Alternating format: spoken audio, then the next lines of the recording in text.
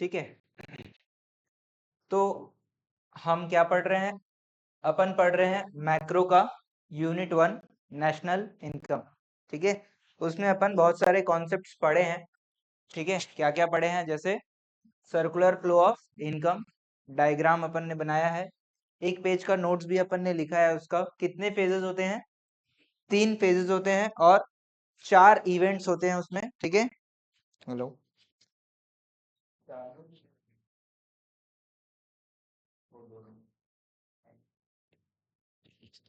ठीक है। Circular flow of income क्या हुआ, ठीक है, प्लीज ध्यान दो। सर्कुलर फ्लो ऑफ इनकम अपन पढ़े हैं, नोट्स लिखे हैं। 3 फेजेस उसमें होता है, अजम्पशंस होता है, सिग्निफिकेंस है। ठीक है, 2 सेक्टर होता है उसमें। कौन कौन सेक्टर होते हैं, हाउस होल्ड्स और फर्म्स होते हैं। ठीक है, तो बेसिक जो है, अभी आप लोग अगर प्रैक्टिस क्लास में बैठे होंगे तो क्वेश्चन आया होगा आपको सर्कुलर फ्लो ऑफ इनकम का 2 सेक्टर का, तो उसमें यही सब चीजें आपको लिखना है। वो जो एक पेज का जो भी आपने लिखा है कॉपी में, वही आपको लिखना है। ठीक है, सारा चीज। ठीक है, बात समझ में आ रहा है। फिर हमने पढ़ा है टाइप्स ऑफ फ्लो। कितने टाइप्स ऑफ फ्लो होता है बताओ, 2 होता है, क्या क्या, रियल फ्लो और मनी फ्लो। ठीक है, रियल फ्लो और मनी फ्लो अपन पढ़े हैं। उसमें भी डायग्राम था, उसमें भी 2 डायग्राम था, रियल फ्लो का एक और मनी फ्लो का एक डायग्राम था। और कौन सा बेहतर पिक्चर देता है इकोनॉमी का, वो भी हमने देखा, रियल फ्लो, क्योंकि उसमें क्वांटिटी का जो है इंक्रीमेंट या डिक्रीमेंट जो है पता चलता है। ठीक है, ये हमने डिस्कस किया था। स्टॉक एंड फ्लो कॉन्सेप्ट है ना, ये भी हमने बताया। क्या बताया था इसमें, कि मैक्रो इकोनॉमिक में बहुत सारे वेरिएबल्स होते हैं, आइटम्स होते हैं, तो उनको अपने को क्लासिफाई करना होता है स्टॉक कॉन्सेप्ट में या फ्लो कॉन्सेप्ट में। ठीक है, यही हमने डिस्कस। जैसे अकाउंट्स में हम बहुत सारे आइटम्स को इनकम, एक्सपेंस, एसेट, लायबिलिटी में क्लासिफाई करते हैं, वैसे मैक्रो इकोनॉमिक्स में अपन जो है स्टॉक कॉन्सेप्ट और फ्लो कॉन्सेप्ट में क्लासिफाई करते हैं। ठीक है, stock as on date concept होता है और फ्लो फॉर द पीरियड जो है कॉन्सेप्ट होता है। ठीक है, ये अपन पढ़े थे। फिर इसमें मैक्रो माइक्रो का बेसिक डिफरेंस अपन जान रहे हैं, जो 11th क्लास में पढ़े हैं उतना ही। अभी इसमें मैंने कुछ इसमें बताया नहीं है, क्यों, क्योंकि इसमें जो एग्जाम पॉइंट ऑफ व्यू से ऐसा कोई खास क्वेश्चन अपन एक्सपेक्ट नहीं करते हैं। ठीक है, लेकिन क्योंकि एनसीईआरटी में दिया हुआ है तो क्वेश्चन आ सकता है, तो हम इसको towards the end upon complete करेंगे। ठीक है, जब ये पूरा यूनिट खत्म हो जाएगा तब इस पे आएंगे। ये ग्रेट डिप्रेशन जो है वो क्या था, है ना, इसको समझेंगे। ठीक है, ग्रेट डिप्रेशन जो है ये एक इकोनॉमिक क्राइसिस था 1929 में। ठीक है, यूएसए में हुआ था ये, तो उसके बारे में समझेंगे, उसका इफेक्ट्स क्या था, ये सब चीजें अपन समझेंगे। ठीक है, टुवर्ड्स द एंड। ठीक है, फिर हमने पढ़ा 2, 3 और 4 सेक्टर्स ऑफ इकोनॉमी। बताओ 2 सेक्टर क्या क्या, हाउस होल्ड और फर्म। हाउस होल्ड के अंदर कौन कौन होता है, ओनर्स ऑफ फैक्टर सर्विसेज, और दूसरे कंज्यूमर्स। ठीक है, 2 लोग होते हैं हाउस होल्ड्स। और प्रोड्यूसर्स जो, सॉरी, फर्म्स जो है वो कौन है, बेसिकली प्रोड्यूसर्स, जो भी जो है प्रोड्यूस करते हैं कुछ ना गुड्स या सर्विसेज प्रोड्यूस करते हैं, उसको फर्म्स बोल रहे हैं, प्रोड्यूसर बोल रहे हैं। ठीक है, फिर हमने देखा 3 सेक्टर। 3 सेक्टर में कौन ऐड हो जाता है, गवर्नमेंट सेक्टर जो है ऐड हो जाता है। गवर्नमेंट ऐड हो जाता है तो 2 टाइप के चीजें भी ऐड हो जाते हैं उसमें, क्या क्या,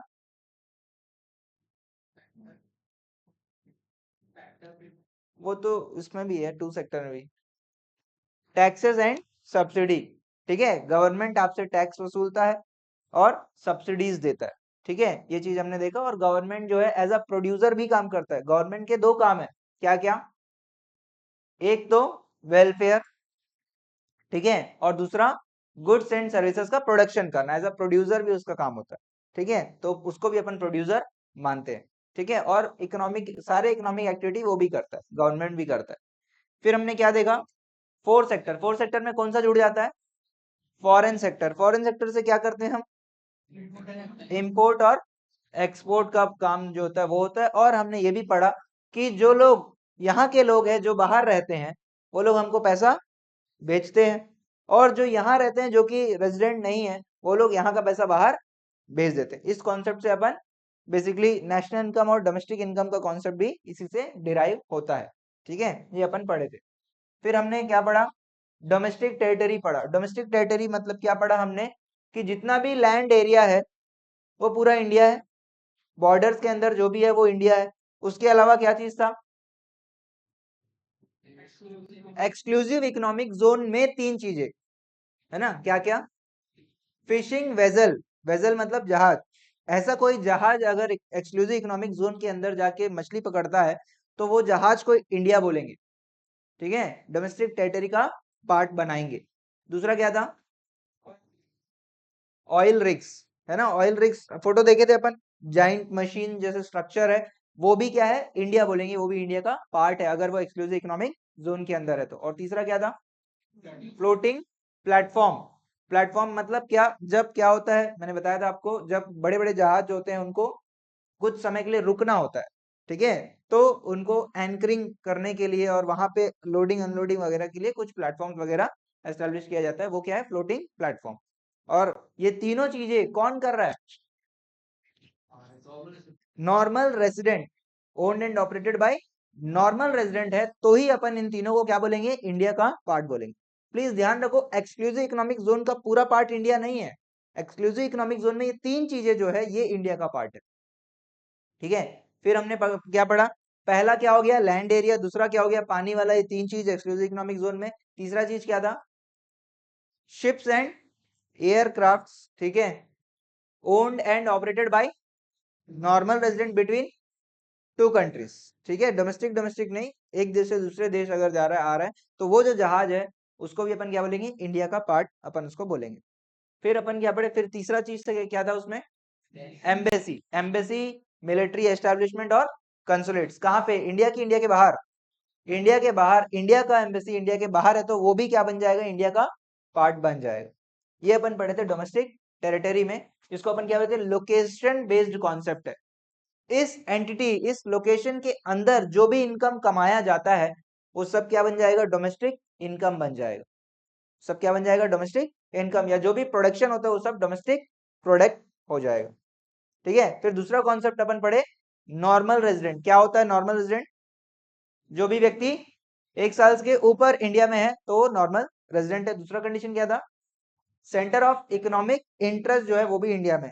इसको हम क्या समझे थे? सेंटर ऑफ इकोनॉमिक इंटरेस्ट मतलब उसका, उनका बेसिक हिंदी में अगर बात करें, यही कमाता है और यही खर्च करता है, ठीक है, उसका इनकम और खर्चा जो है अगर यही होता है तो centre of economic interest India में है बोलेंगे, ठीक है।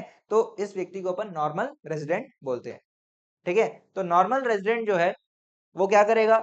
जो भी पैसा कमाएगा उस पैसे से क्या बनेंगे अपन?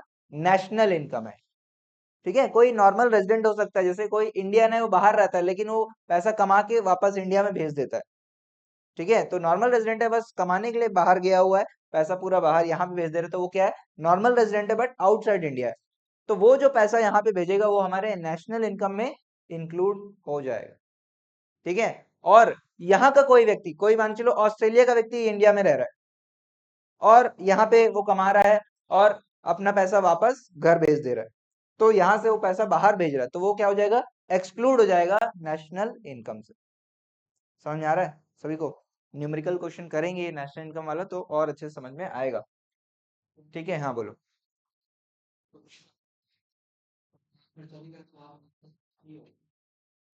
देखिए इसमें डिटेल में जाए तो बहुत सारे नियम है, ठीक है, नॉर्मल रेजिडेंट और 2 साल ये सब जो कंडीशंस है, अभी अपन जो है एक ओवरव्यू में पढ़ रहे हैं, अपन डिटेल में अपन नहीं जा रहे क्योंकि ये नियम बहुत डिटेल्ड में, ठीक है, हमारे सिलेबस में बोला है 1 साल, हम ये मानकर चलेंगे, ठीक है। तो वो कंडीशंस हो सकते हैं जैसे आप बोल रहे हो, बहुत सारे कंडीशंस हो सकते हैं, बट वो सब एनालाइज करेंगे तो अननेसेसरी हमारा टाइम वेस्ट है।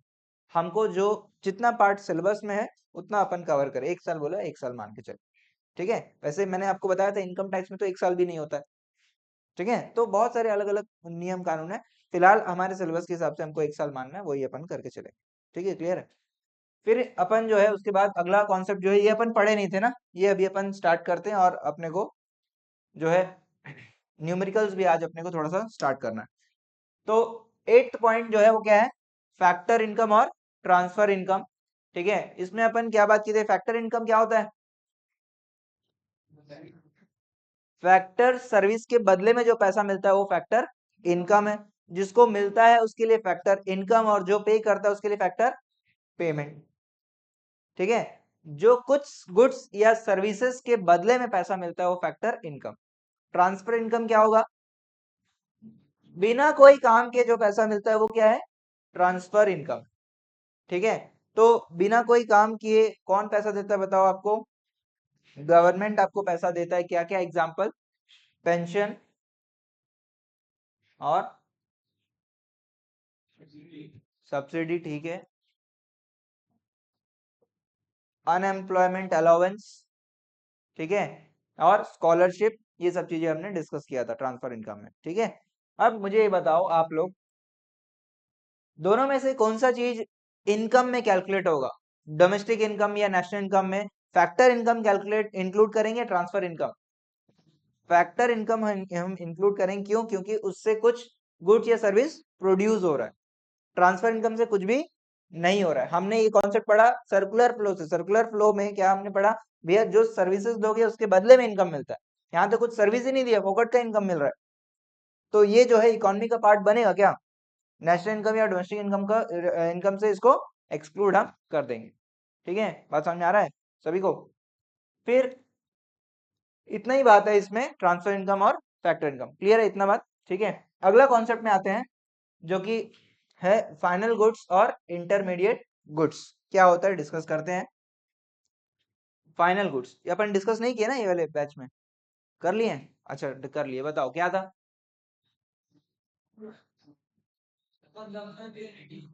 ठीक है, जो भी रेडी टू ईट कंज्यूमर खरीद चुका है वो क्या है? Final goods. जितने गुड्स आपको यहाँ पे दिख रहे हैं या आप लोग अपने पास रखे हुए वो सब क्या है? फाइनल गुड्स है। आपने उन चीज को खरीद लिया है। ठीक है, दैट इज फाइनल गुड्स। और जो भी चीज दुकानों में पड़े हैं वो क्या है? Intermediate goods. ठीक है, जो भी दुकानों में पड़े हैं अनसोल्ड स्टॉक है वो क्या है? Intermediate goods. और एक कंडीशन हमने क्या देखा कि भाई अगर कोई प्रोड्यूसर है वो जैसे का तैसा उसको बेच देता है तो वो क्या है? फाइनल गुड्स हो जाएगा। लेकिन अगर वो खरीदा और उसमें उसका फॉर्म चेंज करके उसको बेचता है तो ये क्या गुड्स बन जाएगा उसके लिए? इंटरमीडिएट गुड्स बन जाएगा।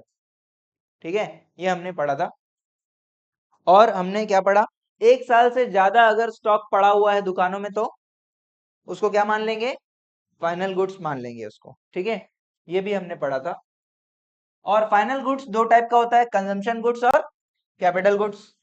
अगर फाइनल गुड्स कंज्यूमर खरीदता है, एंड यूज करता है उसका, तो कंज्यूमर गुड्स हो जाएगा, कंजम्पशन गुड्स हो जाएगा। अगर प्रोड्यूसर परचेज करता है तो कैपिटल गुड्स बन जाएगा।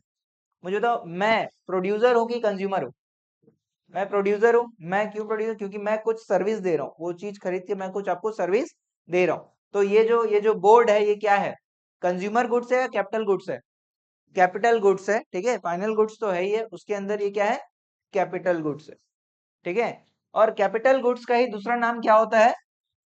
Investment expenditure. इन्वेस्टमेंट मतलब यही कैपिटल गुड्स, एसेट। बेसिकली ये मेरा एसेट है ना, अकाउंटिंग टर्म में ये एसेट है, इकोनॉमिक टर्म में ये क्या है? इन्वेस्टमेंट है या इन्वेस्टमेंट एक्सपेंडिचर है, ये कैपिटल गुड्स है।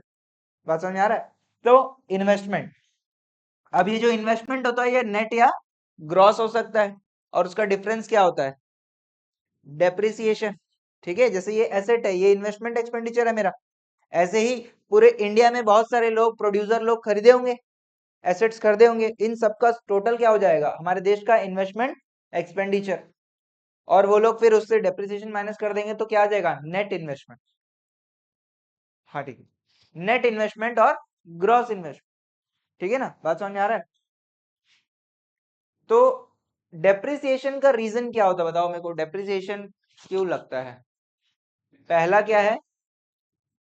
वेयर एंड टियर मतलब यूजेज से। दूसरा एफ्लक्स ऑफ टाइम या पैसेज ऑफ टाइम, बहुत समय बीत गया कोई चीज को खरीद के तो भी डेप्रिशिएट हो जाता है। और तीसरा क्या था? Change in technology. ठीक है, जिसमें अपन बोले थे कि एक्सपेक्टेड एब्सोलेसेंस। एक्सपेक्टेड एब्सोलेसेंस मतलब आपको पता है कि कुछ साल बाद ये टेक्नोलॉजी आउटडेट हो जाएगा। और एक चीज होता था क्या? अनएक्सपेक्टेड एब्सोलेसेंस। वो क्या था? डिस्कस किए क्या अपन? नहीं किए थे ये?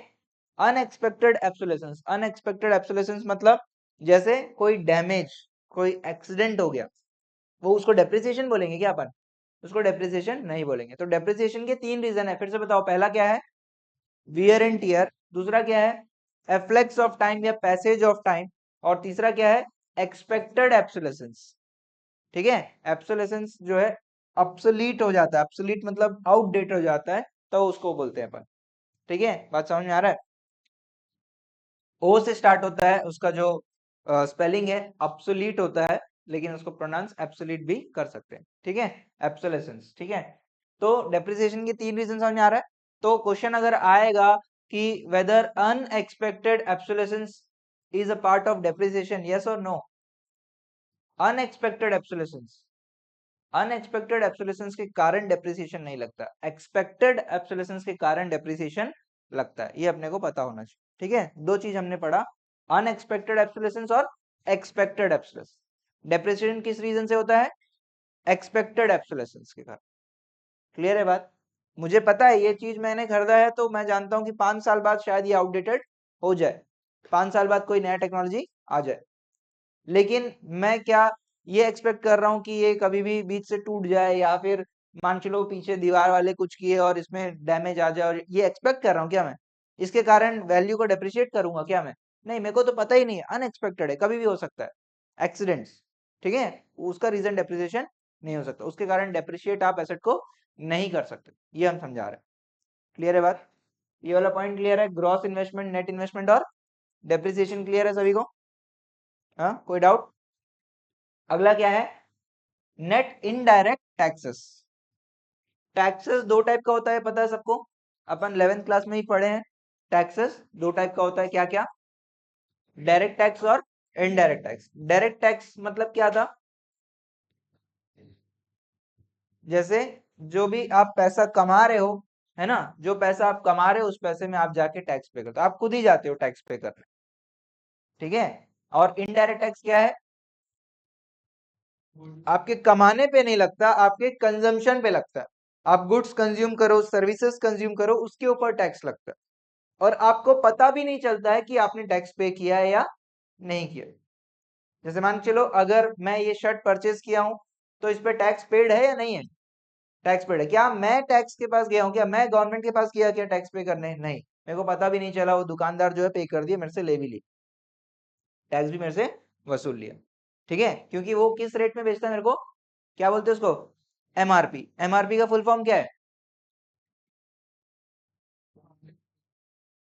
Maximum retail price. ठीक है, मैक्सिमम, इससे ज्यादा प्राइस में वो नहीं बेच सकता। Maximum retail price inclusive of taxes होता है। ठीक है, हमेशा मैक्सिमम रिटेल प्राइस क्या होता है? इंक्लूसिव ऑफ टैक्सेस होता है। ठीक है, कुछ बोल रहे हो क्या? पानी चाहिए? है, पानी है। हाँ, दे दो। हम्म, ठीक है।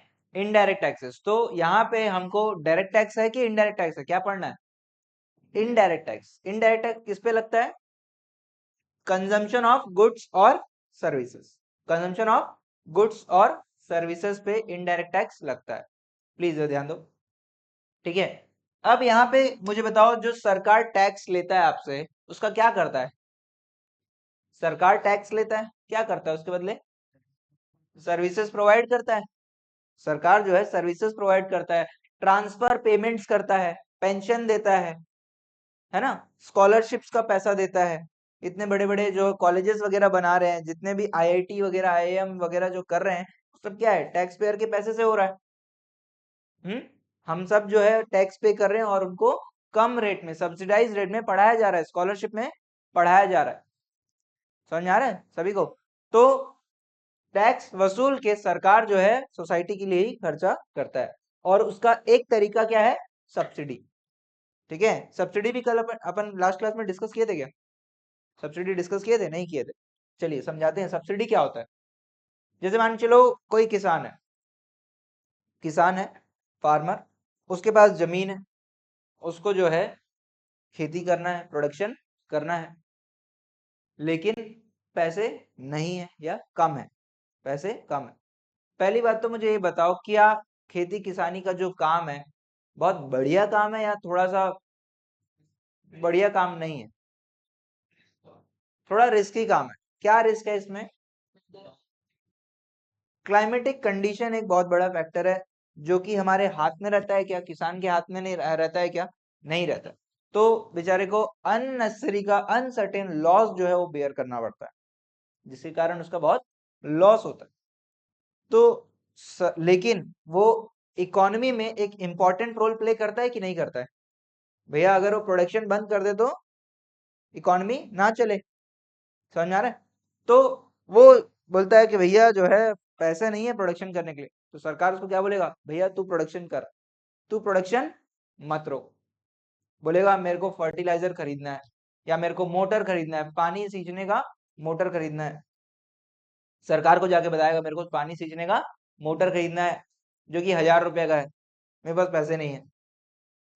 सरकार क्या बोलेगा, हाँ ठीक है छोड़ मत बना, मत प्रोडक्शन कर, ऐसा बोलेगा क्या? सरकार क्या बोलेगा, भाई तू कर भाई, मैं कुछ करता हूँ। सरकार क्या बोलेगा, फार्मर को बोलेगा कितने रुपए का है, 1000 रुपए का है, तुम जाके दुकान से 300 में ले लेना, तुम जाके दुकान में 300 में ले लेना। फार्मर खुश या नहीं? खुश हो गया, बढ़िया यार सस्ते में मिल गया। लेकिन जो दुकानदार है वो तो रोएगा, बोलेगा यार 1000 में बेचता हूँ। जाके किसान जाके बोलेगा भैया मेरे को तो सरकार बोला है आपको 300 में मिलेगा, मतलब मैं तो 1000 में बेचता हूँ। नहीं नहीं, सरकार बोल दिया 300 में, तो इसको 300 में बेचना पड़ेगा नहीं पड़ेगा? 300 में बेचना पड़ेगा। लेकिन ये फिर रोना चालू कर देगा, बोलेगा मैं बनाना ही बंद कर देता हूँ यार, ये क्या है, मैं लॉस में क्यों काम करूँ? बोलेगा नहीं बोलेगा? तो सरकार बोलेगा तुमको जो 700 का लॉस हुआ वो हम बेयर करेंगे, तुमको जो 700 का लॉस हुआ वो कौन देगा? सरकार जो है उसको दे देगा।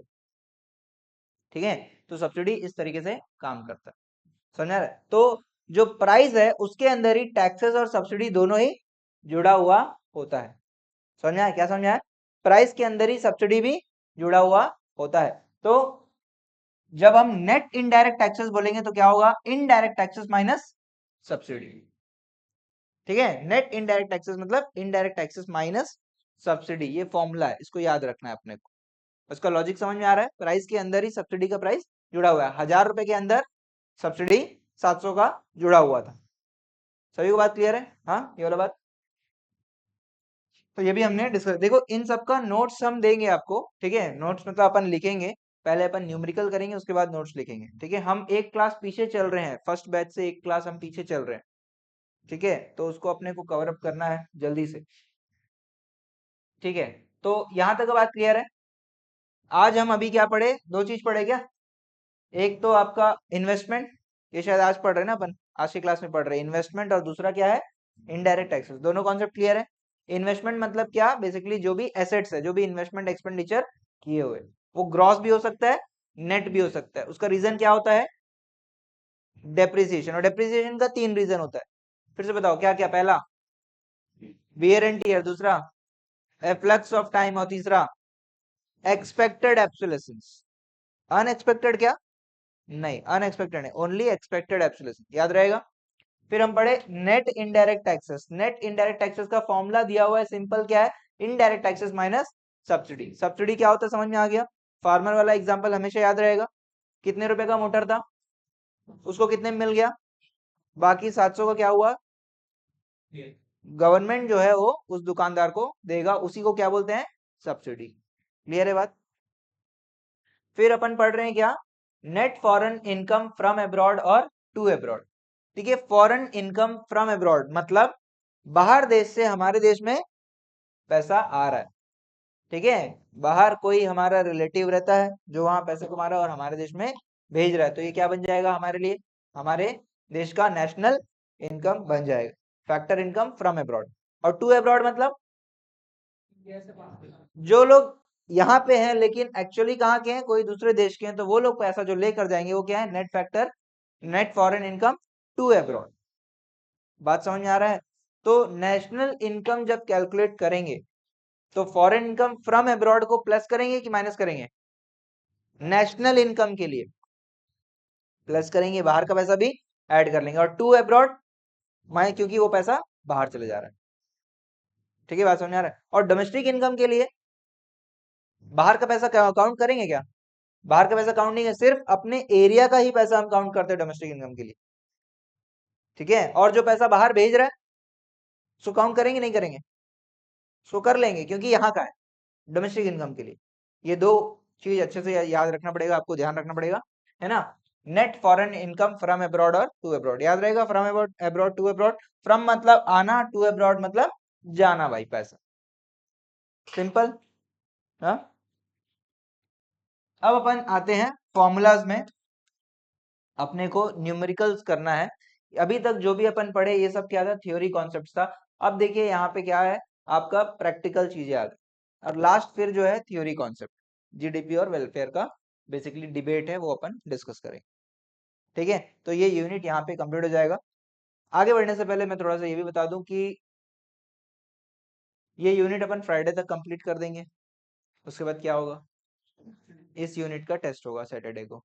ठीक है, देखिए आप लोग का अभी तक 7 से 8 टेस्ट हो चुका है, मेरे ख्याल से 7 टेस्ट हो चुका है, और प्रोग्रेस बिल्कुल नहीं दिख रहा है। कुछ कुछ स्टूडेंट्स में प्रोग्रेस है ना, बाकी स्टूडेंट्स में प्रोग्रेस नहीं है। और कुछ स्टूडेंट्स जो पहले अच्छे से पढ़ते थे लेकिन अभी अच्छा नहीं कर रहे हैं, ऐसा भी देखने अपने को मिल रहा है। तो प्लीज मैं आपको सारे 7 टेस्ट का मैं आपको रिपोर्ट कार्ड भेज दूंगा, आपके पेरेंट्स को भी भेज दूंगा। ठीक है, बढ़िया घर में बैठ के दोनों देखना अपने प्रोग्रेस को, और थोड़ा सा शर्म और चिंता करना, और अगले टेस्ट के लिए थोड़ा सा तैयारी अच्छे से कर लेना। ठीक है, देखिए मैं मानता हूँ कि चैप्टर 1 बहुत समय से अपन कर रहे हैं, उसको ड्रैग कर रहे हैं। ठीक है, अब उसका टेस्ट अपन नहीं करेंगे, हो गया, कंप्लीट हो गया। क्लास के एंड से चैप्टर 1 अब नहीं छुएंगे अपन। ठीक, अब स्कूल में जब टेस्ट, जो भी यूनिट टेस्ट होगा, आपको उसका जिम्मेदारी आपका है। ठीक है, आपको पढ़ाई करना है, लेक्चर्स अवेलेबल है, क्वेश्चन बैंक दे दिया गया है, टेस्ट भी कंडक्ट किया गया है, टेस्ट के क्वेश्चंस भी आपके लिए रेलेवेंट हो जाएंगे, सब चीजें। ठीक है, तो आपको अपना देखना रहेगा कि कैसे क्वेश्चन जो है चैप्टर 1 खुद से करना है। ठीक है, अब हम क्लास में उसको नहीं करवाएंगे। ठीक है, लेकिन ये नया टॉपिक है, मेरे ख्याल से सभी लोग स्टार्टिंग से ये वाला क्लास देख ही रहे हो, और अगर नहीं भी देखे हो तो रिकॉर्डेड है। ठीक है, अकाउंट्स ठीक है, जो भी है अच्छा नंबर आ रहा है नहीं आ रहा है, एटलीस्ट ट्राई करो कि अगले सैटरडे में जो है इसमें कुछ धूम मचा दे, हो सकता है क्या?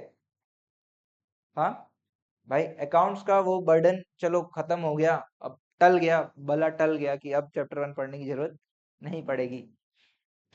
लेकिन अब ये तो नया सिरा, एक नया टॉपिक है, इसमें तो थोड़ा सा अपन एफर्ट लगा सकते हैं, और कंपैरेटिवली बहुत ज्यादा डिफिकल्ट भी नहीं है, थ्योरी है, पढ़े अभी तक जो ही पढ़े थ्योरी है।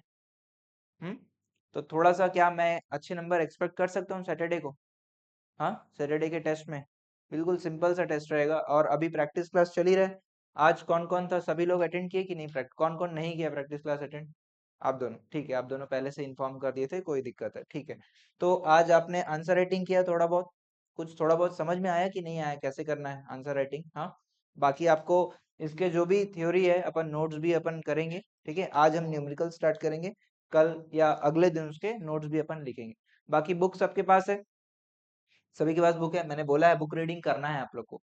ठीक है, सिर्फ पढ़ाने देने से नहीं होगा, सिर्फ वीडियो देखने से भी नहीं होगा, जब तक आप वर्ड टू वर्ड रीड नहीं करोगे हर लाइन, आपको नहीं समझ में आएगा। समझ में आ रहा है सभी को? नहीं समझ में आएगा, क्लियर है? तो प्लीज इस वीक के एंड तक का इसका तैयारी थोड़ा अच्छे से करिए। ठीक है, जोरों शोरों से बढ़िया से इसका टेस्ट जो है देने का कोशिश करिए। ठीक है, मैं भी जो है बहुत बॉदर नहीं करूंगा, जो भी आपने पहला का परफॉर्मेंस आपका कैसा था मैं पूरा इग्नोर कर देता हूँ। ठीक है, किसी को जज नहीं करूंगा, बिल्कुल इग्नोर कर देता हूँ, जो भी चैप्टर 1 का कहानी खत्म, अब नए सिरे से स्टार्ट करें। ठीक है, इस टेस्ट में लेकिन प्लीज आप लोग थोड़ा सा एफर्ट करिए। ठीक है, इनफ टाइम आपके पास है, अच्छे से कर सकते हो। मेरे को कोई एक्सक्यूज नहीं चाहिए सर, मैं ये लेक्चर नहीं देख पाया, वो नहीं देख पाया, सब चीजें आपके पास अवेलेबल, बुक है आपके पास। क्लियर है? कल से आपका न्यूमेरिकल्स का भी प्रैक्टिस होगा। ठीक है, कल एक दिन और आप लोग का शायद थ्योरी होगा, उसके बाद न्यूमेरिकल्स का प्रैक्टिस करेंगे। क्लियर है बात? सभी को समझ में आ रहा है? एक और छोटा सा चीज है जो कि सिलेबस में मैं थोड़ा बहुत चेंज किया हूँ। पहले मैं ये चाह रहा था कि आपका स्कूल, अभी अपन क्या है, मई 12, स्कूल जो है जून 17-18 के आसपास, 16 जून 16 को आपका स्कूल खुल जाएगा, एक महीना है ना? हॉलीडेज वगैरह भी इंक्लूड कर लेंगे तो भी जो है 30-35 डेज हमारे पास है, उससे ज्यादा नहीं है।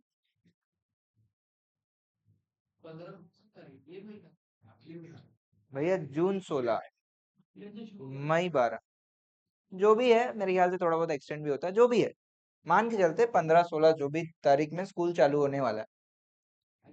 इधर इधर ध्यान दो, इधर ध्यान दो।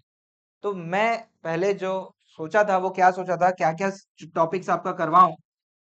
अकाउंट्स का बुक 1 का चैप्टर 1-2 करवाऊं, बीएसटी का 1-2 करवाऊं, आईडी का 1-2-3 करवाऊं, और मैक्रो का यूनिट 1 और हो सके तो 2। ये मेरा प्लान था पहले का, स्कूल खुलते तक। ठीक है, स्कूल खुलते तक मतलब ये तीनों थ्योरी है, ये आपका प्रैक्टिकल, और बुक 1 का बुक 3 का जहां तक अपन कर लिए वहां तक, और रेशियोज भी। ठीक है, ये मेरा टारगेट था, लेकिन इसको थोड़ा सा मैं चेंज कर रहा हूँ। ठीक है, क्यों चेंज कर रहा हूँ वो भी बता दूं रीजन आपको।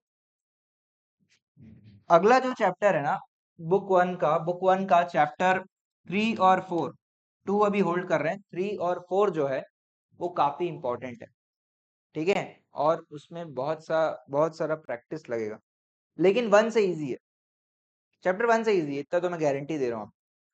3 और 4 जो है थोड़ा सा जो है उसमें प्रैक्टिस ज्यादा लगेगा, और मुझे ऐसा लगता है कि स्कूल टाइम पे आप उतना शायद समय ना दे पाओ, है ना। अभी क्योंकि थोड़ा सा हॉलीडेज ही चल रहा है, नहीं नहीं करके रो रो के एटलीस्ट कुछ तो आप पढ़ ही लोगे। स्कूल चालू हो जाएगा तो वो भी नहीं हो पाएगा। ठीक है, तो इसलिए मैं जो सोच रहा हूँ वो क्या सोच रहा हूँ कि ये यूनिट खत्म करेंगे, यूनिट 1 खत्म करेंगे। यूनिट 1 हमारा खत्म होने के बाद हम 3-4 कंप्लीट करेंगे।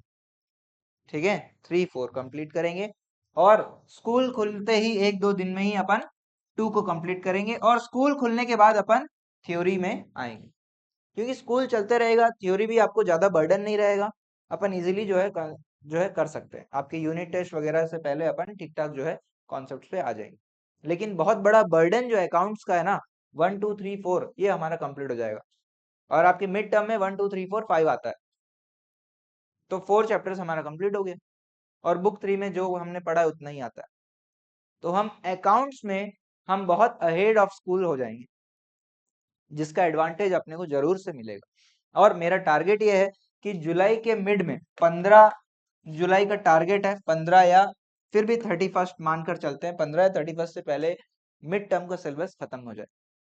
उसके बाद क्या करेंगे अपन, छुट्टी, सिलेबस खत्म सर, छुट्टी सर। क्या करेंगे, फिर से पूरे जितना सिलेबस है उसको रिवाइज करेंगे। ठीक है, अगले 15 दिन 20 दिन जो भी टाइम लगता है उसमें फास्ट रिवीजन करेंगे, और आपको 1 महीने का टाइम मिल जाएगा। अगस्त में सितंबर में आप लोग का मिड टर्म रहेगा, 1 महीने का पूरा पूरा टाइम मिल जाएगा अच्छे से प्रिपेयर होने का। ठीक है, ये मेरा टारगेट है। कंफर्टेबल हो आप लोग इस चीज से, या नहीं सर हम लोग को थ्योरी पढ़ना है, ऐसा कुछ है नहीं ना, कंफर्टेबल है अपन। ठीक है, एक तो कहावत है, सुने हो क्या, eat the frog earlier in the morning, सुने हो, eat the frog earlier in the morning. Hmm, frog को क्या बोलेंगे, मेंढक को सुबह सुबह खाओ। नहीं सुने ये कहा, eat the frog earlier in the morning. मेंढक एक स्टेबल टाइप का बैठा रहता है कि कूदा फांदी करता रहता है, इधर उधर होता रहता है, तो उसको पकड़ने में आसानी होगा या फिर डिफिकल्ट होगा, आसान होगा बोल रहा है, मैं तो झपट लूंगा सर। ठीक है, बेसिकली उस फ्रेज का मैं मीनिंग समझा रहा हूँ, उस फ्रेज का मीनिंग ये है कि मेंढक जो है वो थोड़ा सा टफ होगा पकड़ने में, तो भैया उसको पहले टफेस्ट काम को पहले कर लो। ठीक है, तो हम जो चाह रहे हैं, हम भी चाह रहे हैं कि भाई टफेस्ट काम को पहले हम कंप्लीट कर ले। Eat the frog earlier in the morning, याद रहेगा कहावत। ठीक है, फ्रेज। ठीक है, चलिए, क्लियर है, तो थोड़ा सा ये मेरे को डिस्कस करना था। और प्लीज मैं जेन्यूनली चाहता हूं आप सभी मिड टर्म में भी 85 अबव आप लाए, सभी सब्जेक्ट्स में 85% से ज्यादा आपका आए, और मेरे को पूरा विश्वास है सबका आ सकता है। आप लोग थोड़ा सा अगर आलस कम कर दोगे ना, सच बता रहा हूँ बहुत बढ़िया हो जाएगा। समझ में आ रहा है, सभी को बोल रहा हूँ, ऐसा कोई स्टूडेंट मुझे नहीं लगता कि नहीं ला सकता, सब ला सकते हो, थोड़ा सा एफर्ट डालो। ठीक है, अभी तक जो हो गया भूल जाओ, भूल चूक माफ सर, कोई दिक्कत नहीं, चैप्टर 1 को गोली मारो, लेकिन इसमें थोड़ा सा एफर्ट चाहिए, मिलेगा, करोगे, हाँ, बनेगा सर, हाँ, क्लास भी कोई प्लीज कोई क्लास छुट्टी मत लो, ठीक है, हर क्लास इंपॉर्टेंट है, ठीक है, आगे बढ़े, क्या हो गया अनुज, कुछ बता रहे हो, बोलो बोलो, अरे नहीं बोलो, छोड़, चलो ठीक है, क्लियर है, अच्छा, वो तो घर जाएगा भाई, क्या है आपके घर वालों को पता तो चले भाई, ठीक है, लेकिन अब आपके घर वालों को पता तो चलना चाहिए, क्लास में मेहनत हो रहा है, टीचर इतना मेहनत कर रहे हैं, इतने इतने टेस्ट ले लिए हैं, आपके घर वाले को लगे ये लोग कुछ नहीं यार, श्रीनिवास कुछ नहीं पढ़ाता है यार, टाइम पास कर रहा है, हाँ वही टाइम पास करता है, ऐसा नहीं लगना चाहिए, ठीक है, तो उसमें मेरा हित है भाई, मेरे को तो बताना पड़ेगा घर में,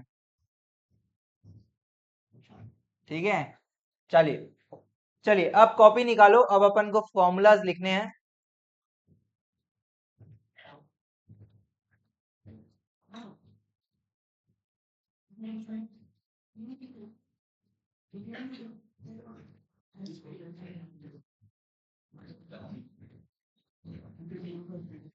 ये फॉर्मूलाज है,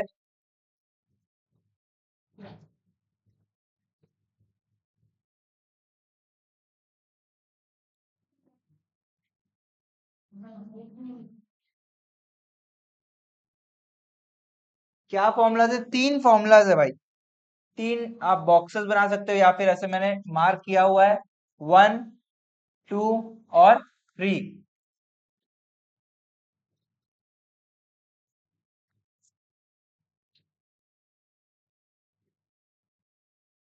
ऐसे का ऐसे लिख लो, फिर मैं बताता हूँ, ठीक है, जैसा लिखा हूं प्लीज स्पेस, इनफ स्पेस देके वैसे का वैसे लिखो, फिर मैं समझा रहा हूँ,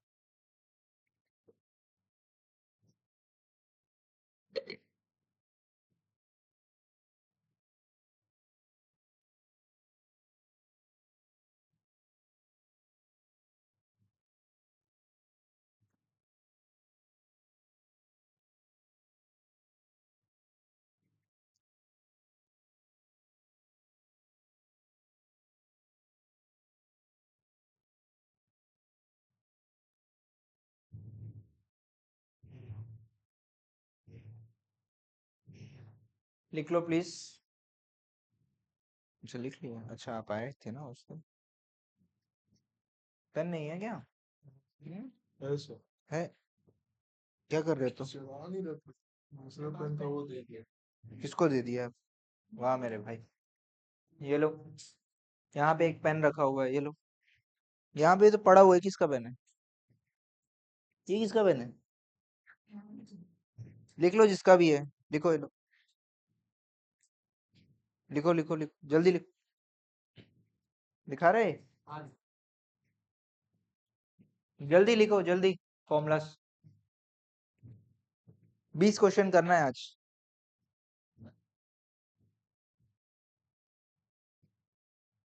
जल्दी लिखो,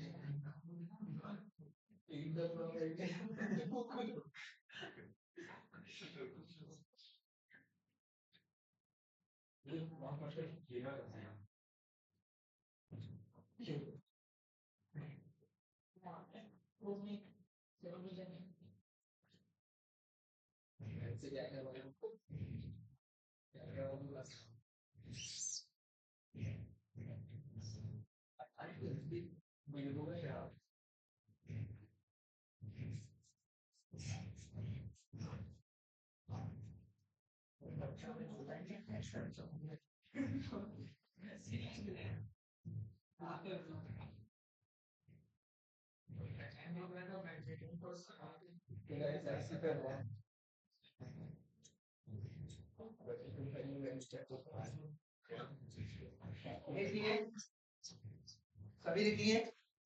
चलो समझते हैं, क्वेश्चन समझते हैं क्या है। ग्रॉस इन्वेस्टमेंट से नेट इन्वेस्टमेंट में आना है तो क्या करना है, डेप्रिसिएशन को माइनस करना, और नेट इन्वेस्टमेंट से ग्रॉस जाना है तो डेप्रिसिएशन को प्लस करना। ठीक, दूसरा क्या है, फैक्टर कॉस्ट से मार्केट प्राइस में आना है तो net indirect taxes, net indirect taxes मतलब क्या होता है, NIT, मतलब मैंने लिखवाया था, पीछे लिखे थे, कहीं डिस्कस किया था, क्या था, इनडायरेक्ट टैक्सेस माइनस सब्सिडी। ठीक है, NIT को क्या करेंगे, प्लस करेंगे, कॉस्ट से प्राइस में आना है। ठीक है, याद करो मोटर का दाम कितना था, 1000, वो क्या था, मार्केट प्राइस की कॉस्ट, मार्केट प्राइस।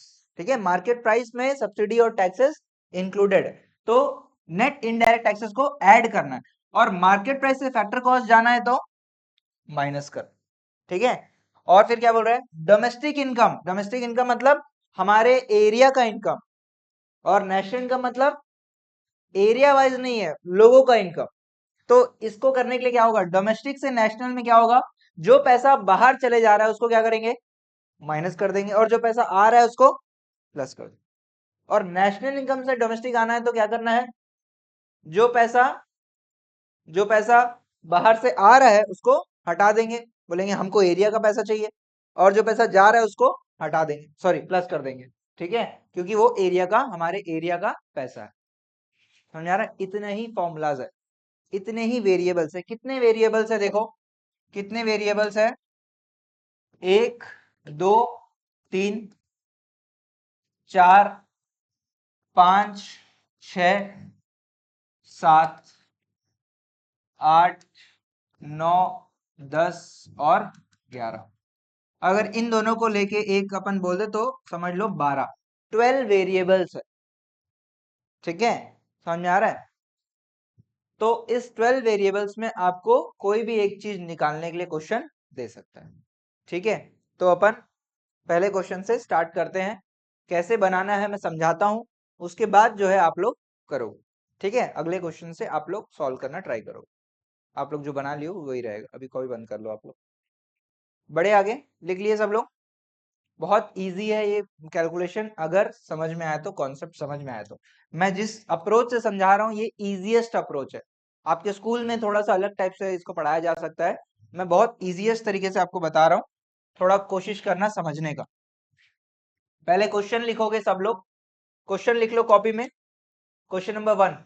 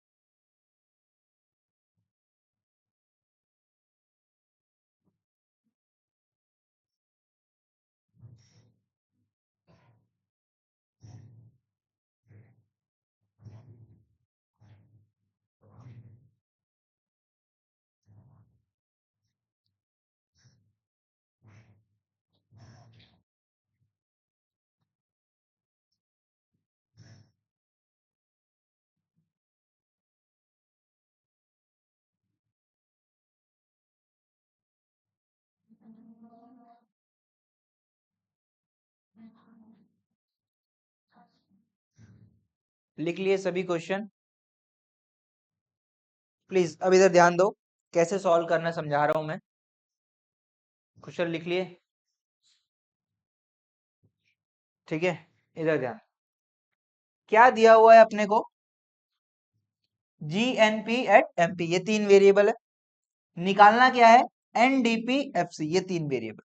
ठीक है, तो पहले अपन क्या करेंगे, एनालिसिस टेबल बनाएंगे। कहां से स्टार्ट हो रहा है, G N P F C, sorry MP, और निकालना क्या है, N D P F C. ठीक, अब फॉर्मूलाज को देखो, कॉपी में जो फॉर्मूलाज लिखे उसको देखो। ग्रॉस से नेट पे आने के लिए क्या करना है, डेप्रिसिएशन को माइनस करना है। नेशनल से डोमेस्टिक आने के लिए क्या करना है, नेशनल से डोमेस्टिक जाने के लिए क्या करना है, फ्रॉम को माइनस करना है और टू को ऐड करना है। और मार्केट प्राइस से फैक्टर कॉस्ट आने के लिए एनआईटी को क्या करना है, माइनस करना है। एनआईटी को क्या करना है, माइनस करना। फॉर्मूला देख रहे हो, फॉर्मूलाज देख रहे हो सभी लोग, कार्तिक गगन समझ में आ रहा है भाई, हाँ फॉर्मूला देख रहे हो ना सभी लोग। ग्रॉस से नेट में आने के लिए फॉर्मूला में लिखे हो क्या करना है, डेप्रिसिएशन माइनस करना है। वही नेट से ग्रॉस में जाना रहता तो डेप्रिसिएशन को ऐड कर देते। नेशनल प्रोडक्ट से डोमेस्टिक प्रोडक्ट में आना है तो क्या करना है, फ्रॉम को माइनस और टू को ऐड, लिखे हैं अपन कॉपी में लिखे, ठीक है। और मार्केट प्राइस से फैक्टर कॉस्ट आने के लिए एनआईटी को माइनस करना है, कॉपी में लिखे। इसमें कोई अपन कुछ मेमोरी या कोई चीज का इस्तेमाल, दिमाग का उपयोग बिल्कुल नहीं कर रहे हैं, कॉपी कर दिए, जो लिखे हैं वही अपन कॉपी कर दिए। ठीक, अब करना क्या है, क्वेश्चन सॉल्व कैसे करना है।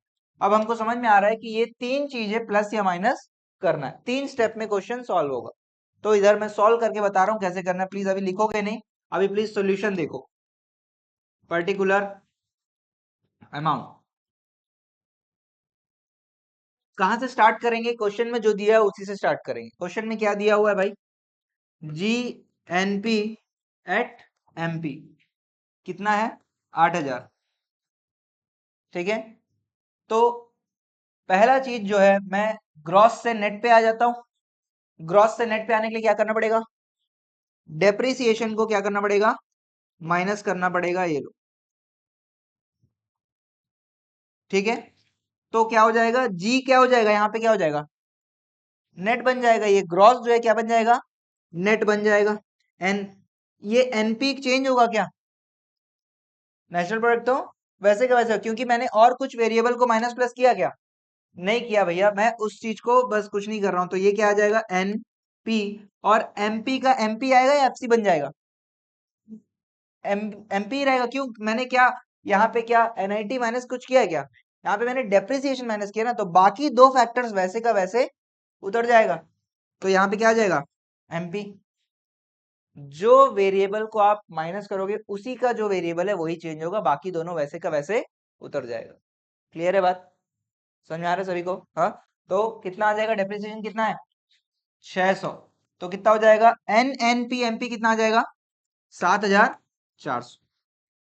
ठीक, देखो तो हमारे को जीएनपी से, जीएनपी एमपी से एनडीपीएफसी में आना था, तो हमने एक फैक्टर को यूज कर लिया, एक फैक्टर को हमने कर लिया। अब दूसरे में आ जाते हैं, दूसरे पे आ जाते हैं, क्या करते हैं बताओ, एनपी से डोमेस्टिक में आना है। एनपी से डोमेस्टिक में आना है तो बताओ क्या करना है, फॉर्मूला देके बताओ क्या करना है, फ्रॉम को माइनस करना है, टू को ऐड करना है। क्वेश्चन में टू दिया हुआ है क्या, नहीं दिया है तो जीरो मानना है, नहीं दिया तो जीरो मानना है। फ्रॉम को क्या कर दूं, फ्रॉम को क्या कर दूं, माइनस कर दूं। देख रहे हो ना, एनालिसिस टेबल देख रहे हो, फ्रॉम को क्या कर दूं, माइनस कर दूं, ये लो, लेस कर दिया। फ्रॉम क्या, net factor income from abroad, from abroad को क्या कर दिया, माइनस कर दिया। तो कितना आ गया, 7110, 7100। अपन और करीब आ गए कि नहीं है, अब क्या होगा मुझे बताओ, यहाँ पे क्या लिखूं, क्या लिखूं, एन लिखूं कि जी लिखूं, नेट की ग्रॉस, नेट, एक बार हमने नेट कर दिया तो नेट रहेगा वो, ठीक है। अब मुझे बताओ, एनपी की डीपी, नेशनल प्रोडक्ट की डोमेस्टिक प्रोडक्ट, डोमेस्टिक प्रोडक्ट, क्योंकि ये मैंने चेंज कर दिया उसका वेरिएबल को, क्या मैंने, क्या भाई, लाइन भूत आ रहा है, सही बात, ठीक है, इधर ध्यान दो।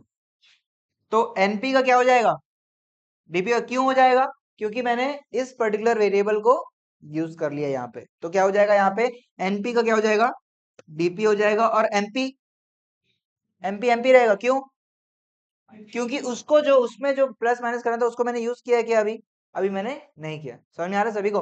तो एमपी का एमपी ही रहेगा, तो ये कितना आ जाएगा 7100। अब लास्ट फैक्टर या लास्ट वेरिएबल जो है एमपी से एफसी में जाना है भाई, तो क्या करेंगे बताओ, एमपी से एफसी में जाना है, एनालिसिस टेबल देख के बताओ क्या करेंगे। एनआईटी एनआईटी दिया है क्या क्वेश्चन में, एनआईटी दिया है, कितना है 700, 700 क्या कर देंगे, तो 700 कर देंगे माइनस, ये लो भैया, लेस एन आई टी कितना 700। तो क्या आ जाएगा, अब मुझे बताओ यहाँ पे क्या आ जाएगा, नेट का नेट की ग्रॉस हो जाएगा ये, नेट भाई एक बार हमने चेंज कर दिया तो वैसे का वैसे ही उतरते रहेगा, नेट का नेट। डीपी का डीपी या एनपी हो जाएगा, डीपी एक बार हमने चेंज कर दिया तो वो डोमेस्टिक प्रोडक्ट ही रहेगा। और ये एमपी का क्या हो जाएगा, एमपी का क्या हो जाएगा, एफसी हो जाएगा, क्योंकि उसका जो वेरिएबल उसके बीच में जो चीज है उसको मैंने माइनस कर दिया। कितना आ जाएगा ये आंसर, 6400, 400, 6400 इज द आंसर। आपको चाहिए क्या था क्वेश्चन में, देखो क्या बोला, कैलकुलेट एनडीपीएफसी, हमने क्या निकाल दिया एनडीपीएफसी। समझ में आया, एक एक स्टेप अपन को माइनस करते हुए वैल्यू पे पहुंचना। समझ में आ रहा है सभी को। हाँ, पहला काम करो, एनालिसिस टेबल बनाओ, इस क्वेश्चन का एनालिसिस टेबल बनाओ आप लोग। कहां से कहां आना है, क्वेश्चन देखो, क्वेश्चन में जीएनपी एमपी दिया है और कहां जाना है एनडीपीएफसी। प्लीज खुद ही करो, एनालिसिस टेबल करो, एनालिसिस टेबल खुद ही, क्वेश्चन आपने लिखा है।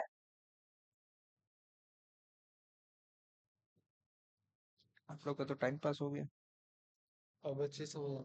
अच्छा तब नहीं आया था। समझ में आया था भाई उस दिन में। कहां से कहां आना है, क्वेश्चन में क्या दिया है, जी जीडीपी था कि जीएनपी था, जीएनपी ना, जीएनपी था भाई, जीएनपी एफसी एमपी है ना, जीएनपी एफसी, एफसी लिखो। एनालिसिस टेबल, सभी का एनालिसिस टेबल सही बनना चाहिए। कहां जाना है, कहां जाना है, क्वेश्चन क्या बोला है, क्वेश्चन में निकालना क्या है, देखो एन एनडीपीएफसी निकालना है। ग्रॉस के नीचे एन लिखो, नेट, एनपी के नीचे डोमेस्टिक प्रोडक्ट डीपी, और एफसी के नीचे, सॉरी एमपी के नीचे एफसी। और क्या क्या माइनस करना है वो लिखना है आपको एनालिसिस टेबल में। जी क्या दिया हुआ है, जी एनपी एमपी, एमपी लिखो यहाँ पे। अब जाना कहाँ है, क्वेश्चन क्या बोल रहा है, एनडीपीएफसी, एन यहाँ पे डीपी और यहाँ पे एफसी।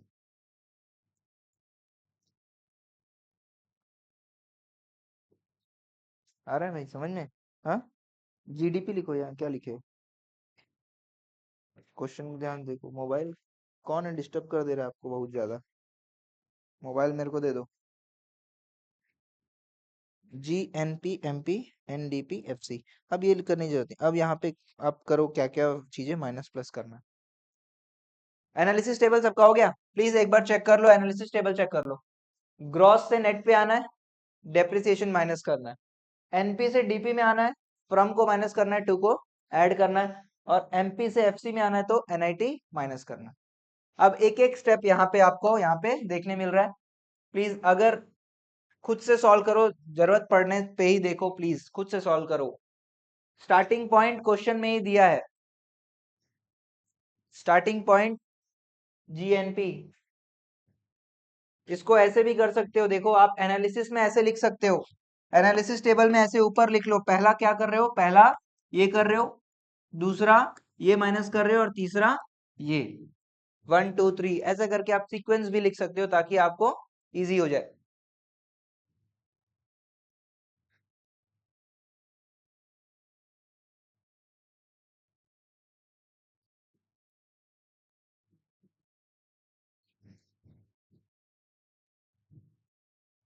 खुद से करिए, बोर्ड में आंसर है लेकिन खुद से करिए, डाउट होने पे देखिए, कॉपी मत करो, कॉपी करोगे तो नहीं समझ में आएगा।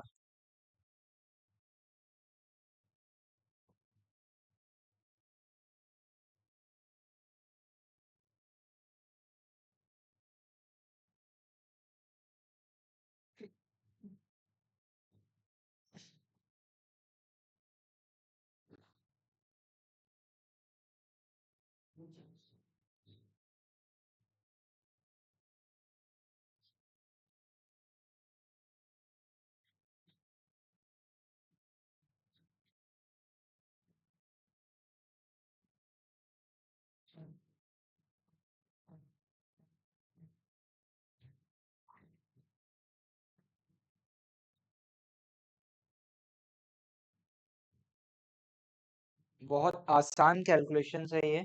ठीक है, अगर आप प्रोसेस समझ गए तो कुछ भी नहीं है ये, नहीं समझोगे तो थोड़ा दिक्कत दिक्कत जाएगा आपको।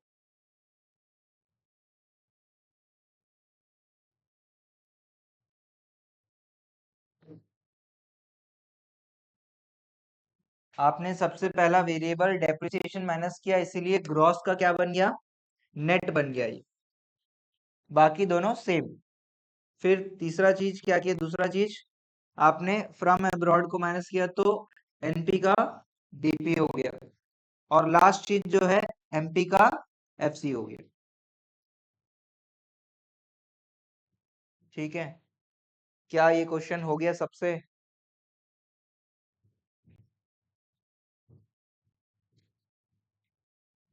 सभी अपने फेयर कॉपी में ही कर रहे हो ना?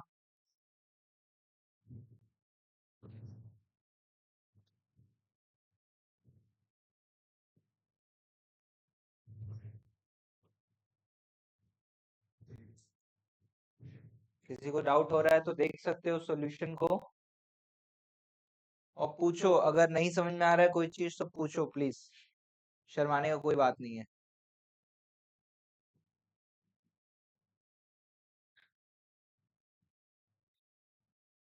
बढ़ सकते हैं अगले क्वेश्चन में।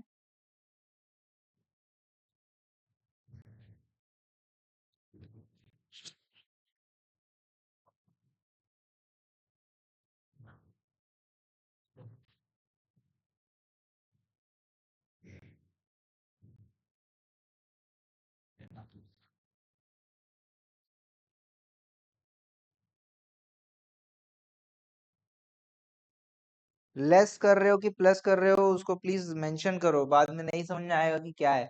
ऐड और लेस करके लिखो आप, एरो या साइन मत डालो, बाद में लगेगा कि ऐसे ही लिख दिए, गलती से पेन चल गया।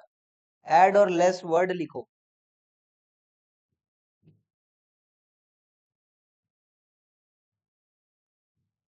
छिपा हो गया? हो गया सौम्या, दिशा? हाँ, डन। कॉपी कर सकते हो, है ना? नहीं, अगर अभी समझ में आ रहा है, क्लास में समझ में आया, एक बार दोबारा इस वीडियो को देख लो, समझ में आ जाएगा। ठीक है, एक बार नहीं तो दो बार देख लो, पीछे करके फिर से देख लेना। ठीक है, समझ में आ जाएगा। और प्रैक्टिस आगे क्वेश्चन करेंगे तो ऐसे भी समझ में आएगा। ठीक है, क्लियर है? अगले क्वेश्चन में चले। चलो अगला क्वेश्चन लिखो आप लोग।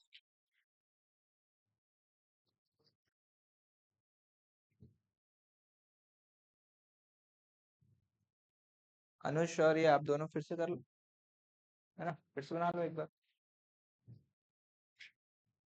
अगला क्वेश्चन लिखो सभी लोग। छोटे छोटे क्वेश्चन है इसीलिए लिखवा रहा हूँ, कोई अलग से क्वेश्चन बैंक नहीं दे रहा हूँ।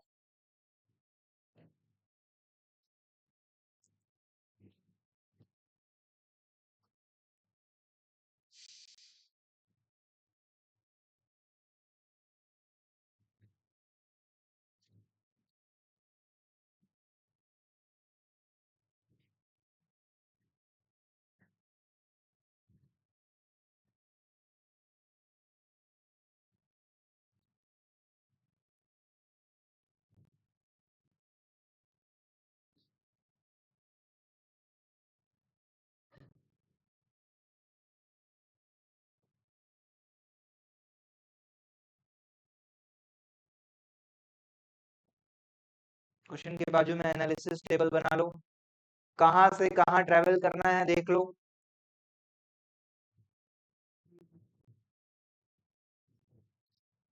क्वेश्चन लिख लिए सभी? पहले एनालिसिस टेबल, उसके बाद आंसर में जाना है।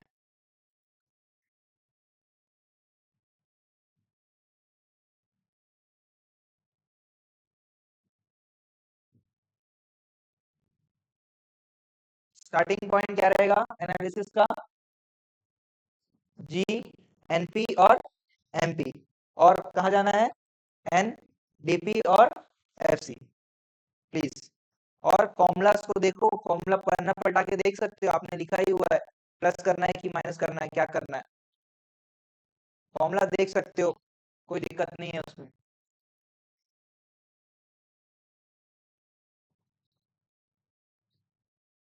एनालिसिस टेबल कुछ ऐसा बनेगा, स्टार्टिंग है gross, national product, market price, net domestic product, factor cost. ये लिखे सभी लोग। तो बताओ ग्रॉस से नेट पे आने के लिए क्या करना है? डेप्रिसिएशन को माइनस कर। नेशनल से डोमेस्टिक में आने के लिए फ्रॉम को माइनस, फ्रॉम को माइनस, नेशनल से डोमेस्टिक में आ रहे, फ्रॉम प्लस होगा भाई और टू माइनस होगा। और मार्केट प्राइस से फैक्टर कॉस्ट आने के लिए फॉर्मूला चेक करो प्लीज, फॉर्मूला देख सकते हो आप लोग। एनआईटी क्या करे? NIT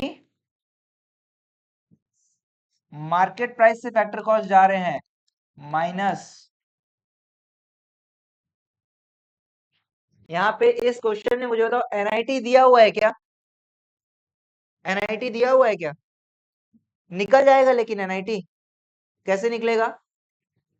net indirect taxes minus subsidy, ऐसे करके एनआईटी निकल जाएगा, उसको अलग से निकालना रहेगा। ठीक है, क्लियर है? स्टार्टिंग कहां से करोगे बताओ? स्टार्टिंग पहले यहीं पे सीक्वेंस बना लो। पहला सबसे पहला स्टार्ट ये रहेगा, पहला चीज क्या माइनस करोगे? डेप्रिसिएशन माइनस कर लेना, फिर दूसरा ये और तीसरा ये, 3 बार चीजों को प्लस माइनस करोगे तो आपका आंसर आ जाएगा। बनेगा सबसे? तो नेशनल से डोमेस्टिक में आए थे कि डोमेस्टिक से नेशनल में गए थे? एक मिनट फिर से समझने दो। नेशनल मतलब, डोमेस्टिक मतलब टेरिटरी का इनकम है ना, हमारे टेरिटरी का इनकम, हमारे एरिया का इनकम। एरिया में क्या होगा? जो भी लोग पैसा कमा के बाहर भेज रहे हैं उसको भी ऐड करेंगे, सॉरी। तो टू जो है वो क्या हो जाएगा? ऐड हो जाएगा, सॉरी, टू जो है ऐड हो जाएगा और फ्रॉम जो है वो माइनस हो जाएगा। नहीं यार, क्यों माइनस होगा? फ्रॉम पैसा आ रहा है ना, फॉर्मूला क्या लिखा है? फ्रॉम प्लस होगा ना। हाँ ठीक है ठीक है ठीक है, sorry sorry sorry sorry, two plus होगा और फ्रॉम माइनस जाएगा, ठीक है। कैसे लिखे हैं अपन? फॉर्मूला क्या लिखे हैं यार? डोमेस्टिक से नेशनल में आ रहे हैं तो क्या हो रहा है? डोमेस्टिक टू जो है वो माइनस कर रहे हैं। हाँ ठीक तो है भाई, बाहर जा रहा है तो उसको हटा दे रहे हैं। इधर से ऐसे जा रहे हैं, ऐसे जा रहे हैं, तो फ्रॉम को माइनस और टू को ऐड, है ना। तो अभी हमारे क्वेश्चन में क्या हो रहा है? इधर से इधर जा रहे हैं ना, तो क्या हो रहा है? फ्रॉम को माइनस और टू को ऐड। हाँ ठीक है, अभी ठीक हो गया क्या? हाँ ठीक है, सॉरी सॉरी, अगर थोड़ा कंफ्यूजन हो सकता है।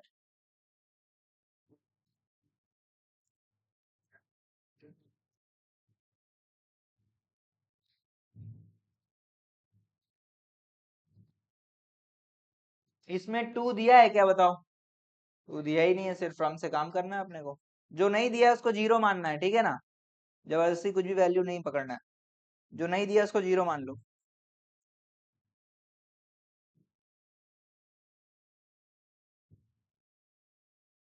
पहला एक दो क्वेश्चन थोड़ा चैलेंजिंग रहेगा।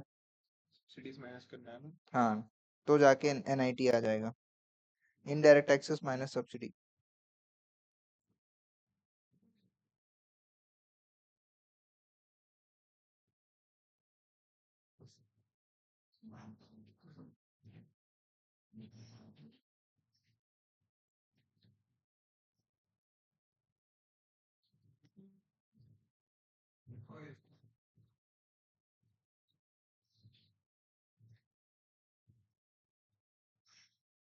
हो गया क्या सबका? सीक्वेंस भी बन गया है भाई, कोई इसमें दिक्कत नहीं होना चाहिए आप लोग को। स्टार्टिंग पॉइंट,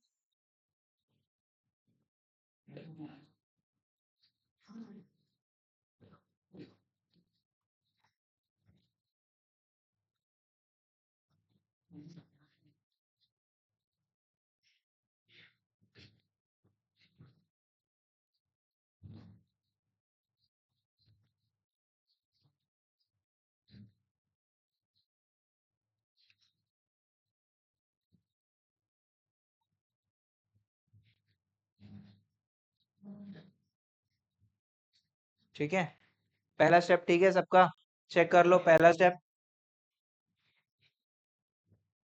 पहला स्टेप ठीक है सबका। सेकंड स्टेप क्या करना है अपने को, फ्रॉम वाला चीज माइनस करना है, तो लेस फ्रॉम अब्रॉड कितना है 400, तो क्या आ जाएगा एन डीपी एट एमपी कितना हो जाएगा 55, जगह नहीं है इधर, थोड़ा जगह कमी हो गया। और फिर क्या करना है एनआईटी, एनआईटी कितना आ जाएगा 100, तो आपका एन डीपी एफ सी कितना आ जाएगा 5400। ठीक है, ये आपका आंसर बन गया भाई, बना सबसे, अयान बन, कुशल, माधुरी, माधुरी बन गया। ठीक है, चलो अगला क्वेश्चन लिख लो जल्दी फटाफट, चेक कर लो क्वेश्चन, अगर सॉल्यूशन चेक करना चेक कर। दिशा बना आपसे, बन गया, बहुत आसान सा कॉन्सेप्ट है ये क्वेश्चन। हाँ, थोड़ा सा चीजें इसमें और है, लिख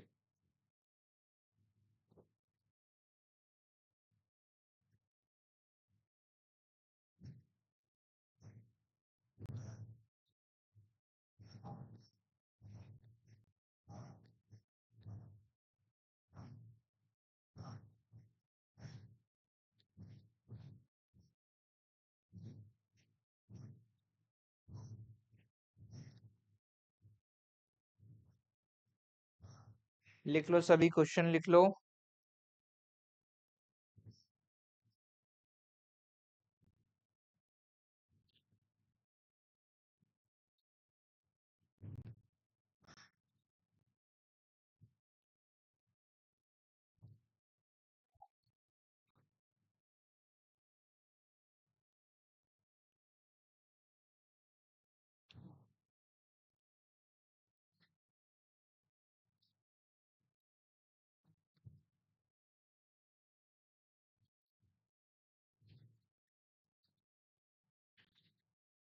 पहले एनालिसिस टेबल ना, क्वेश्चन बना के पहले एनालिसिस टेबल, उसके बाद सॉल्यूशन।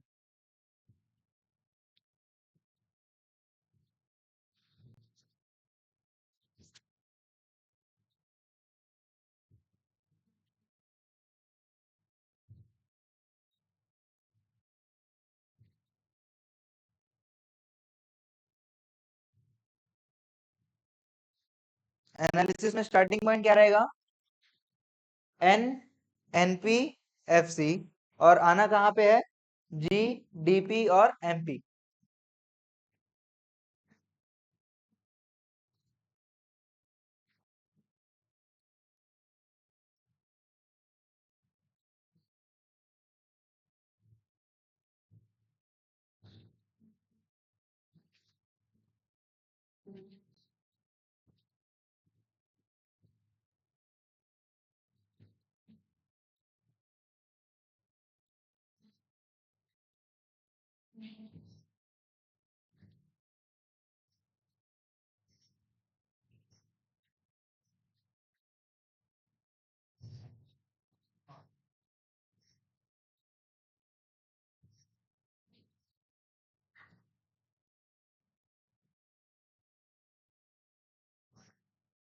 बन गया,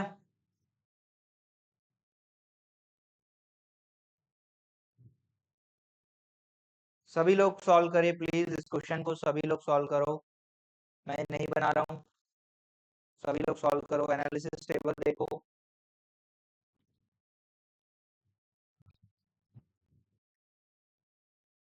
नेट से इसमें आ रहा तो डेप्रिसिएशन को प्लस कर रहे हो है ना, और प्लस से माइनस कर रहे हो, क्या है समझ में नहीं आ रही। नेशनल से इधर आ रहे हो ना, क्या हो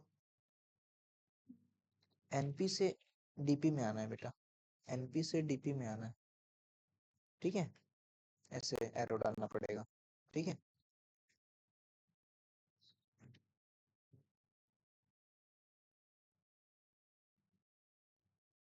बोलो।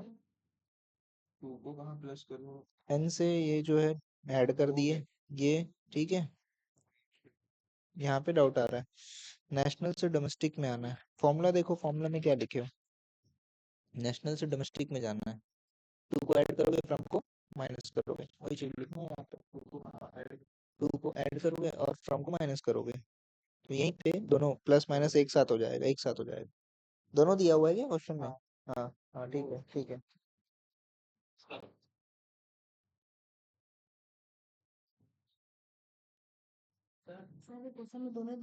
हाँ, दोनों प्लस माइनस दोनों एक ही जगह पे करोगे। हाँ बोलो।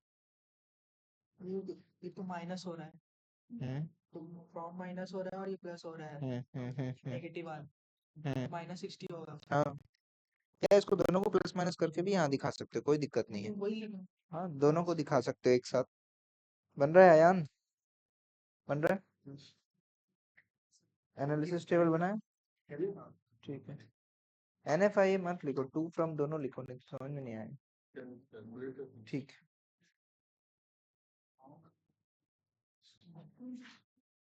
समझ में आ रहा है बेटा?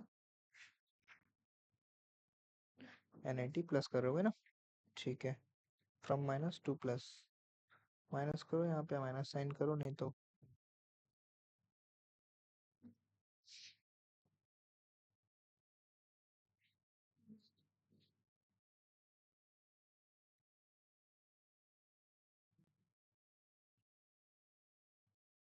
कितना आया था उस दिन आंसर अपना?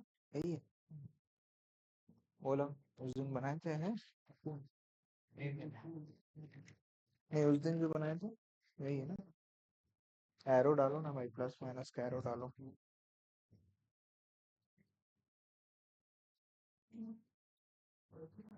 गलत है कुछ, गलत है कुछ।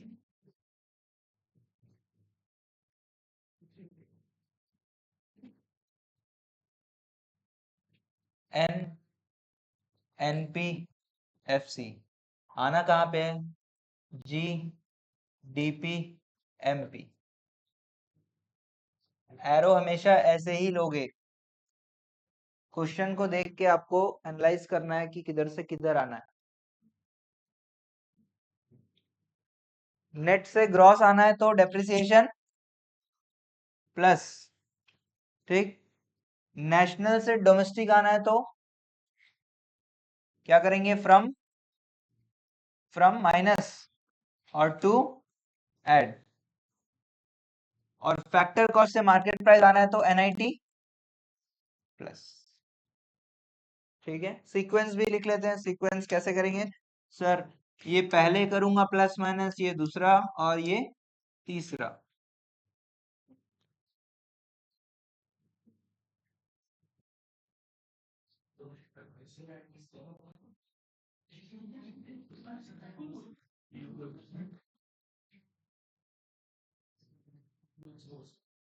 बताओ।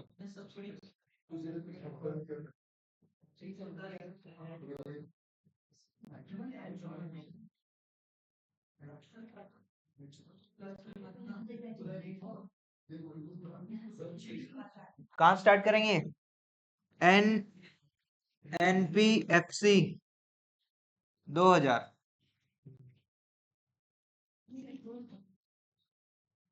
फिर क्या? डेप्रिसिएशन ऐड कर देंगे, डेप्रिसिएशन कितना? 200। तो ये क्या हो जाएगा, ये क्या बन जाएगा बताओ? ये क्या बन जाएगा? GNPFC। बाकी दोनों वेरिएबल वैसे का वैसे रहेगा, ठीक। तो कितना हो जाएगा ये? 2200, ठीक। फिर क्या करेंगे? अगला हमने क्या सीक्वेंस किया? फ्रॉम और टू, तो फ्रॉम को क्या करना है? माइनस, तो लेस लिख लो, लेस फ्रॉम अब्रॉड, और ऐड टू अब्रॉड। कितना कितना है फ्रॉम अब्रॉड? 110, और ये टू अब्रॉड 50, सॉरी उल्टा।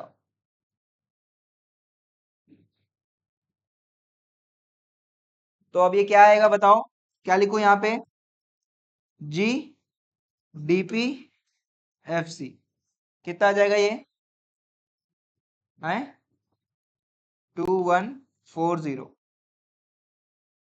ठीक है, अब लास्ट में क्या करेंगे, एनआईटी को ऐड कर देंगे। एनआईटी जो है वो दिया नहीं है, हमको निकालना है। एनआईटी क्या है, indirect taxes, indirect taxes minus subsidy, कितना 180 माइनस 70, कितना 110। तो अब क्या आ जाएगा, अब ये फाइनल जो वैल्यू आएगा ये क्या आ जाएगा, जी डीपी एमपी कितना हो जाएगा 2250। आया किस किस का आया, किस किस का आया 2250, सबका आया। ठीक है, कुछ कुशल नहीं आया, क्या हो गया, गड़बड़ कहाँ हो गया। अच्छा, ठीक है ठीक है। दिशा क्या हो गया, कहाँ पे नहीं आया, चेक कर लो एक बार, आंसर चेक कर लो, आंसर चेक कर लो एक बार।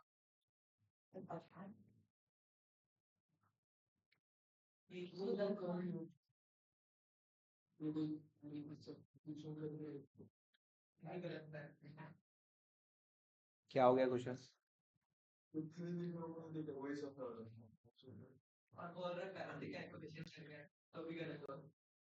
ठीक है कोई बात नहीं, ठीक है। इसको नेट में भी कर सकते हो आप, जैसे शायद ये क्या कर रहे हो 110 माइनस 50 कर रहे हो ना, मतलब इन दोनों को नेट कर दे रहे हो, तो नेट कितना आ जाएगा आपका, नेगेटिव में 60 आ जाएगा, नेगेटिव में नेट 60 आ जाएगा। अगर नेट फॉरेन इनकम अब्रॉड निकालना है तो वैसे भी निकाल सकते हैं। ठीक है, तो अगर निकालना ही है तो NFIA net foreign income abroad क्या हो जाएगा, नेट फॉरेन इनकम अब्रॉड, जो ज्यादा है उसको उससे माइनस कर दोगे, है ना। फ्रॉम और टू, फ्रॉम कितना है 110 और टू कितना है 50, तो नेट कर देंगे तो कितना आ जाएगा -60, नेगेटिव। ठीक है, तो फ्रॉम आया कम और गया ज्यादा। ठीक है, तो क्या हो जाएगा, इसको बोलेंगे नेगेटिव NFIA। ठीक है, नेगेटिव NFIA, अगर ये पॉजिटिव आएगा तो पॉजिटिव NFIA। ठीक है, बात समझ में आ रहा है, नेगेटिव NFIA और पॉजिटिव NFIA, वैसे ही NIT। ठीक है, यहीं पे रोकते हैं आज का क्लास, 3 क्वेश्चंस किए हैं, कल बाकी क्वेश्चंस अपने को करने हैं। ठीक है, कल आप लोग का आईपी का क्लास है, आईपी का क्लास सुबह प्लीज अटेंड करो सभी लोग, मिस मत करो। अभी रिवीजन ही चल रहा है पिछला, अभी पाइथन पांडास जो है चालू नहीं हुआ है, तो प्लीज कर लो।